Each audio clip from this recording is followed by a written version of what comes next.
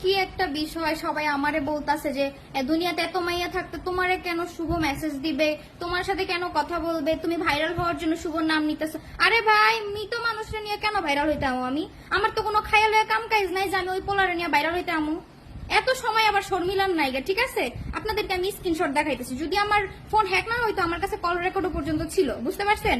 Call record ছিল, আমার আগের আইডিতে SMS গুলা ছিল, তার সাথে আমার কি কথা হয়েছে সব আছে। শুধু আমার পেজে যে ফার্স্ট টাইম মেসেজ গুলা দিছে সেই মেসেজ গুলো আমি দেখাইতে, তা আমার পেজে যে আমাকে আগে মেসেজ দিছে আমি তার স্ক্রিনশট দেখাইতেছি। আমি এই বিষয় নিয়ে কথা বলতে চাই না।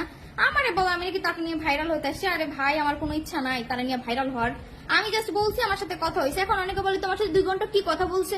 আরে আজব তো, আমি সাক্ষাৎকার দিছি, আমি পেজে এসে ভিডিওতে কান্নাকাটি করে ওই পোলা আমাকে এগুলাই বলতেছে যে তুমি এসব করো না, এগুলা ভালো না, ভালো চোখে দেখায় না, তোমার একটা ভবিষ্যৎ আছে। আমার এইভাবে বুঝ দিতেছিল। তারপরে তার বিষয়ে সে কিছু কথা আমার শেয়ার করতে চাইতেছিল, ঠিক আছে? আমার আইডিটা যদি থাকতো, মানে হ্যাক না হইতো, তাহলে কিন্তু আমি দেখাইতে পারতাম সবকিছু। আমার ফোন যদি হ্যাক না হইতো, শুধু আমার পেজে যে মেসেজ গুলো আছে আমি সেইগুলা দেখাইতেছি। দেখেন কে আগে কারে মেসেজ দিতে। ভাই আমি তারে চিনতাম না পার্সোনালি, সে যে টিকটকে ভাইরাল সেলিব্রিটি এগুলো আমি জানতাম না। সে তার 1.2 মিলিয়নের আইডির একটা স্ক্রিনশট পাঠায়। যাই হোক, আল্লাহ তাকে জান্নাতবাসী করুক, তার জন্য মনের থেকে দোয়া করি। আর শুধু শুধু পাবলিক, কিছু কিছু পাবলিক আমার নিয়ে ফালতু কথা কইেন না, ঠিক আছে? আমি এগুলা নিয়ে পড়া থাকি।